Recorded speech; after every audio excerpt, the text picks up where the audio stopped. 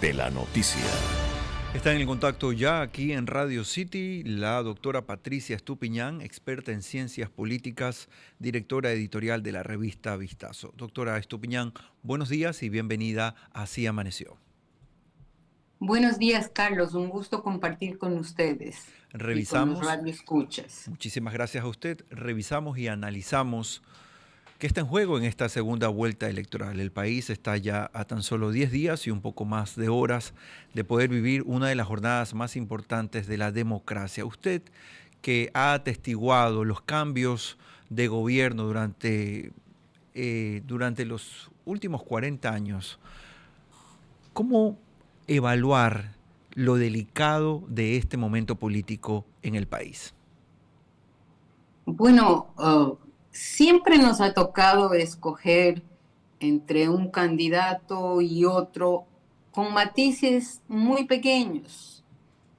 Quedamos engañados cuando en 2008 votamos por el expresidente Rafael Correa, que parecía que sí era una persona que quería un cambio en el país y que había llegado la hora de un relevo generacional con un político más joven y había mucha esperanza, pero nadie imaginó que detrás de él venía un proyecto autoritario y que buscaba quedarse largo tiempo en el poder, como había ocurrido en los países vecinos. En la era en que se escogió al expresidente el expresidente Correa, estaba en pañales el castrochavismo. Entonces, nadie visualizó, pero con el tiempo se llegó a comprender cuál era el verdadero modelo.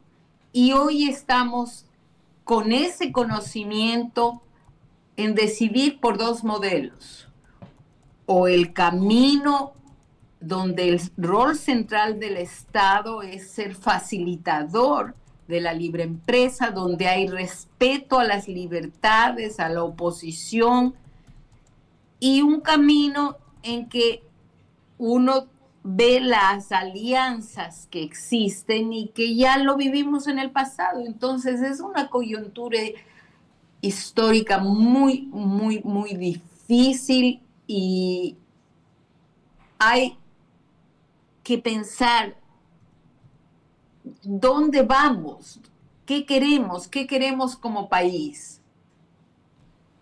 Doctora Estupiñán, ¿cuáles son entonces los principales factores que a su criterio podrían determinar el resultado en esta segunda vuelta, dada la estrecha cercanía, ¿sí? Precisamente entre los dos candidatos que están en esta segunda vuelta? Los factores que van a definir es quién nos ofrece una visión de futuro que no conozcamos y qué narrativa creemos. Si creemos a esos fieles que creen que es bueno regresar al pasado, o si creemos en una persona que busca un futuro. Esa es la alternativa ahora. Esa es la batalla que se está librando en las redes sociales. Nos resta por saber la batalla en los territorios, porque en las redes sociales hay tanta distorsión, se dicen mentiras con una facilidad asombrosa y a la vez se dicen medias verdades.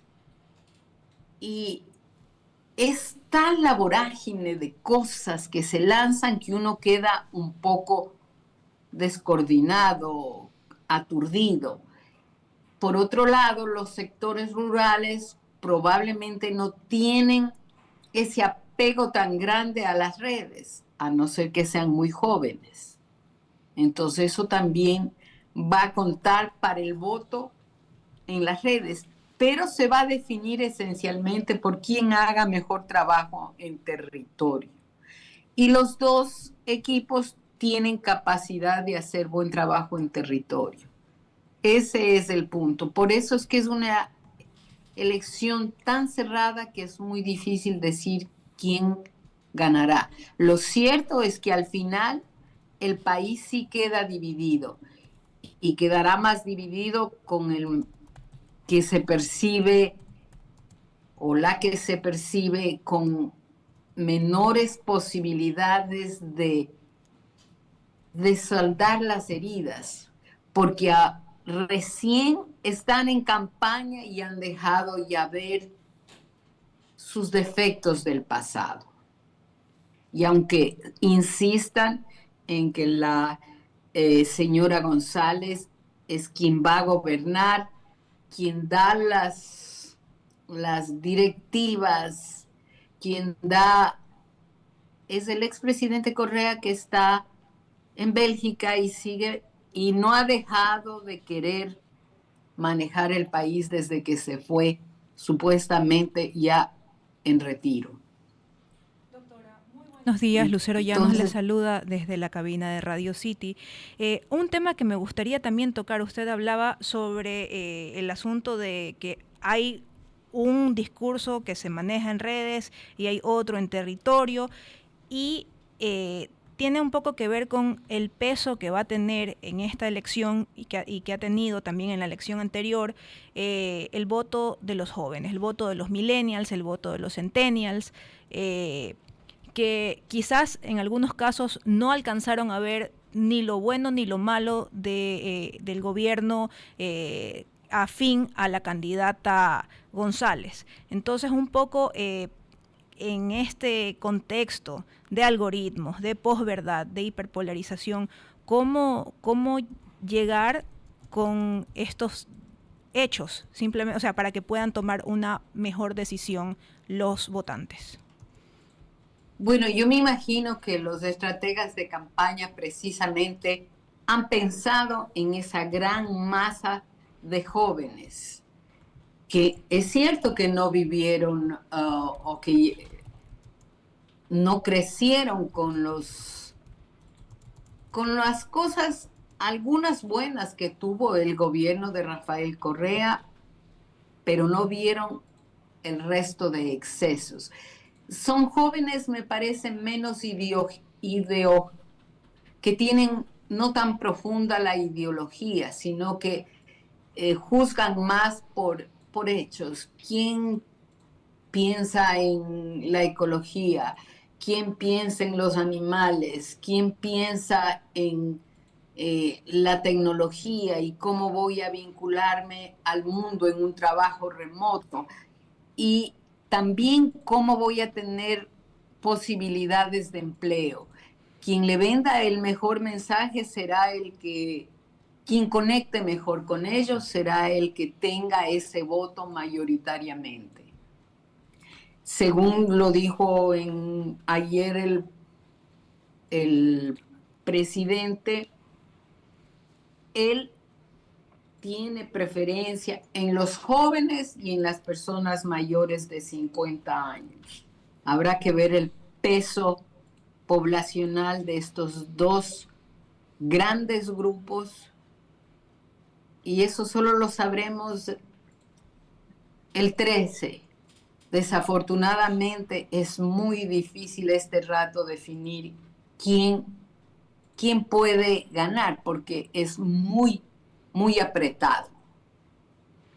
¿Qué tanto peso considera usted que va a tener el asunto del respeto o más bien no tanta consideración a las libertades individuales que se han visto marcadas en la tendencia o en el partido que apoya a la candidata González?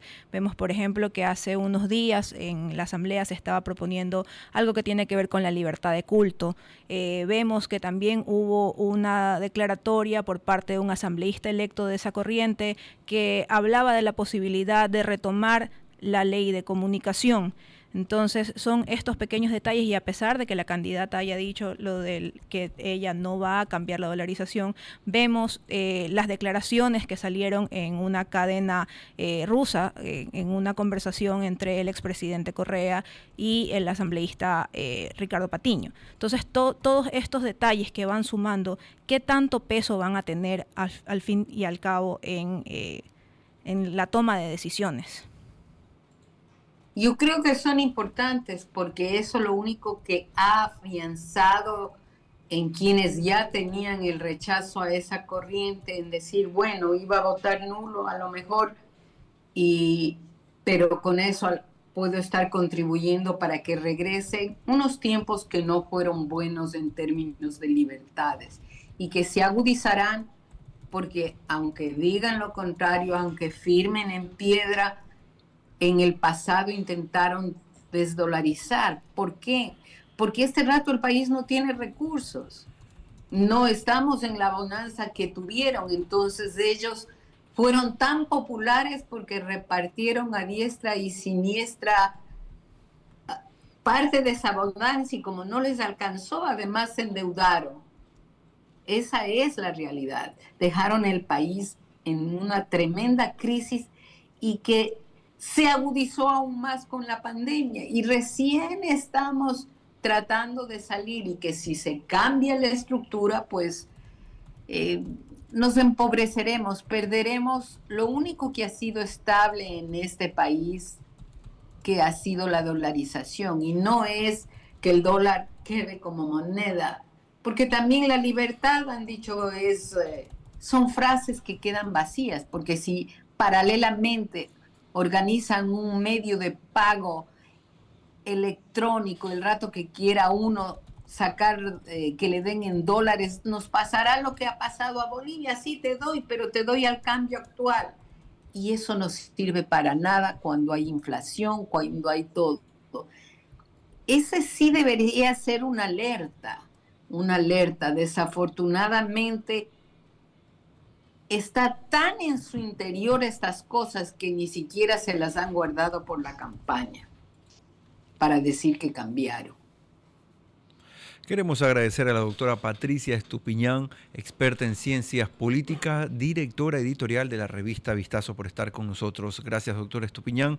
Ha sido un placer conversar con ustedes y analizar qué se juega en el Ecuador este próximo 13 de abril.